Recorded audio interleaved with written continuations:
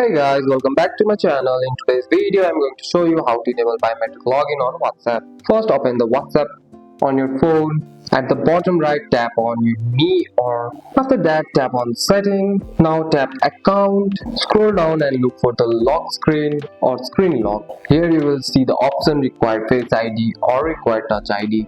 Turn the switch on next to the Face ID or Touch ID if your iPhone use instead.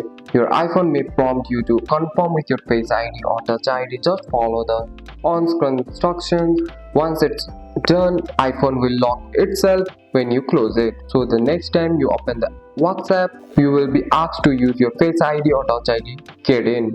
You can also choose when WhatsApp lock instantly after 1 minute or after 15 minutes depending on how secure you want to be. And that's it. That's all for today's video guys. If you found this video helpful, drop a like and subscribe for more videos. Thanks for watching. See you in the next one.